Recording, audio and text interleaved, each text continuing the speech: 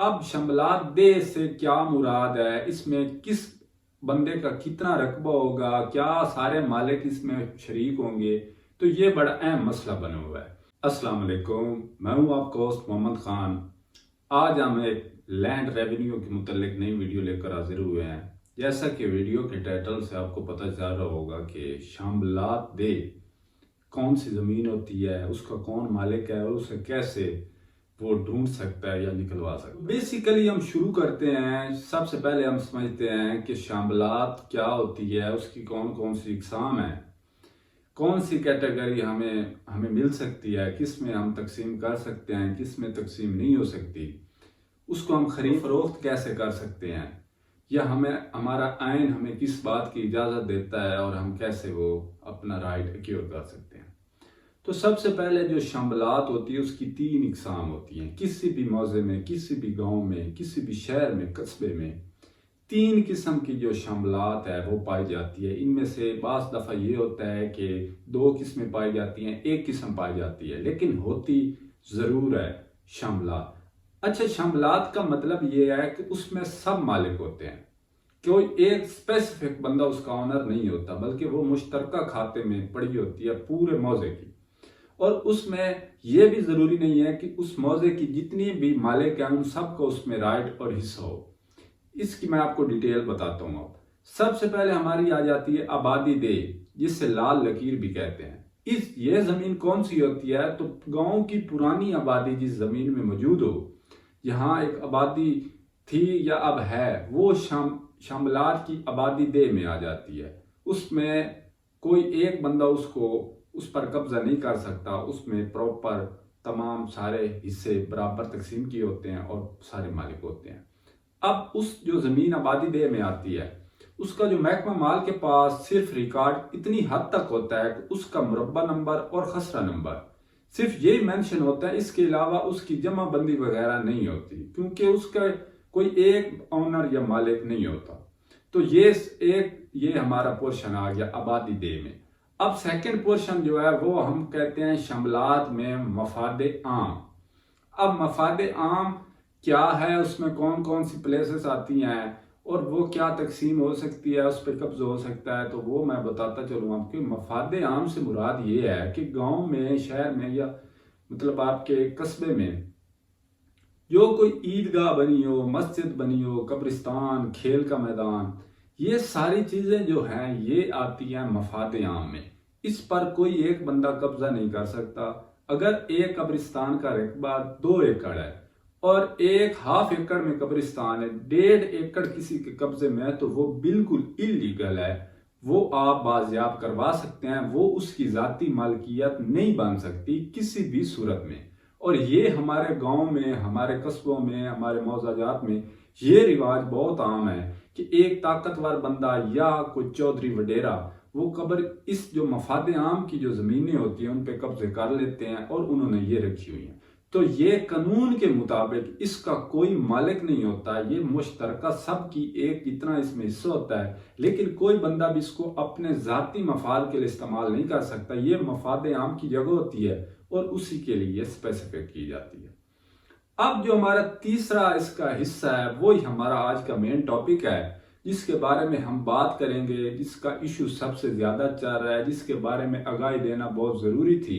इस वजह से हमने ये पूरा एक शामिलात का एक टॉपिक बनाकर इस वजह से आप तक ये वीडियो पहुंचाई है, और वो पोर्शन है शामिलात दे। अब शम्बलात दे से क्या मुराद है, इसमें किस बंदे का कितना रकबा होगा, क्या सारे मालिक इसमें शरीक होंगे, तो ये बड़ा अहम मसला बना हुआ है। तो मैं आपको बताता चलूं कि पहले तो ये बात है कि हर मौज़ा में शामिलात दे जो रकबा रखा होता है हुकूमत ने, वो नहीं होता। किसी मौजे में होता है, किसी में थोड़ा होता है, किसी में ज्यादा होता है। अब इसका जो हमारा इम्प्लीमेंट क्या है कि रकबा तो मौजूद है शामिलात देकर, लेकिन उसमें कौन कितना मालिक है, उसका कब्जा कितना है, उसका क्या निज़ाम है, उसको अपना हिस्सा कैसे पता चलेगा। तो ये सबसे पहले और अहम पॉइंट इसमें जो ये है कि शामिलात दे का जो रकबा होता है वो सिर्फ उस मौजे के जो आला मालिक हैं। 2 किस्म के मालिक हर मौजे में होते हैं, आला मालिक और अदना मालिक। आला मालिक कौन से होते हैं, जो फाउंडिंग फैमिलीज होती हैं उस गांव की, फॉर एग्जाम्पल जिन्होंने वो गांव आबाद किया, जिन्होंने वो गांव की बुनियाद रखी, वो फाउंडिंग फैमिलीज कहलाती हैं और वो आला मालिक होते हैं। ये शामिलात सिर्फ उन्हीं का हिस्सा होता है, उन्हीं की मालिकियत होती है। इसमें अदना मालिक का कोई हिस्सा नहीं होता। अदना मालिक वो बंदा होता है जो माइग्रेट हिजरत करके किसी और जगह से उस मौजे में रकबा खरीद कर बैठा होता है, उसका शामिलात में कोई हिस्सा नहीं होता। जो आला मालिक हैं सिर्फ उन्हीं का ये हिस्सा है, और ये हिस्सा चाहे जिसके कब्जे में भी हो, इसकी कोई परेशानी नहीं है। ये उनका हिस्सा वो जब चाहे मर्जी निकलवा सकते हैं, कानून उनको ये हिस्सा देगा और उनको मिल जाएगा। अब फाउंडिंग फैमिलीज फॉर एग्जांपल एक गांव की 10 फाउंडिंग फैमिली बनती हैं, तो क्या सारा का एक के पास 20 एकड़ है, इस एक के पास 5 एकड़ है। एक तो ये है कि उनकी जो टोटल मालिकी है उसकी निस्बत से भी ये हिस्सा निकलता है। फॉर एग्जांपल एक बंदे की 20 एकड़ मालिकी है तो उसका शामिलात भी 5 एकड़ होगा।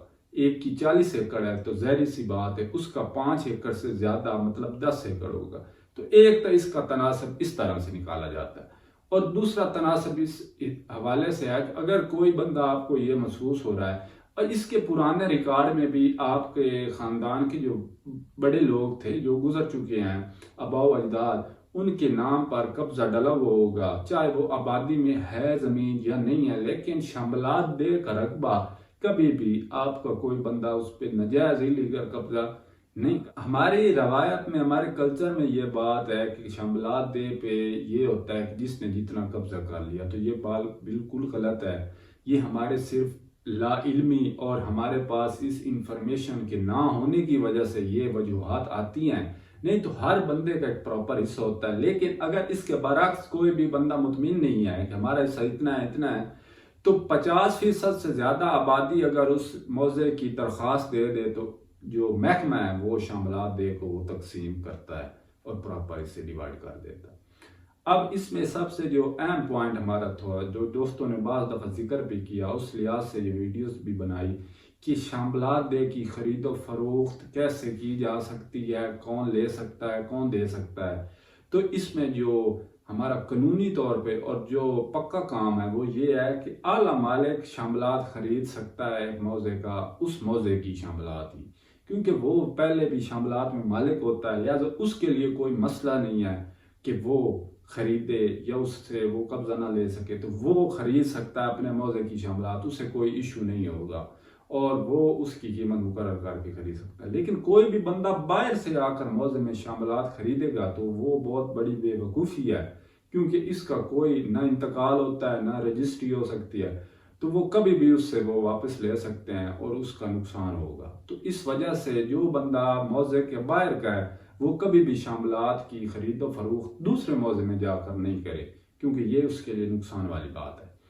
अब बात ये आती है कि बाज़ मौजाजात में शामिलात दे की बजाय सूबाई हुकूमत की शामिलात पड़ी होती है और उस पर लोगों ने कब्जे किए होते हैं। तो वो ये है उस बारे में कि वो हुकूमत जब चाहे वो वापस ले सकती है, उसका मालिक हुकूमत होती है, शामिलात दे के मालिक उस इलाका के लोग होते हैं।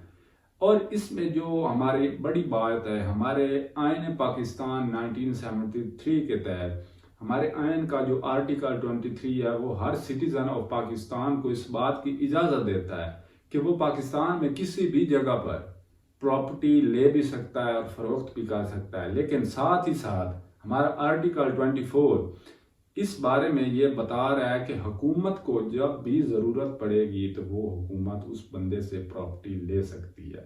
इस बारे में ये जजमेंट आई हुई है पेशावर हाई कोर्ट की, जो आपके पास स्क्रीन पर शो हो रही होगी, कि हुकूमत कभी भी, चाहे वो शामिलात दे है, मफाद आम की ज़मीन है, आबादी दे की है या आपकी मालिकी है, जो किस्म भी है ज़मीन की, सूबाई हुकूमत से अलावा वो कभी भी बिला मुआवजा आपसे नहीं ले सकती। अगर उसको ज़रूरत हुकूमत को है भी सही तो वो आपको उसको एक प्रॉपर मुआवजा अदा करके उसके बाद आपसे वो ज़मीन प्रोक्योर करेगी, ले सकेगी।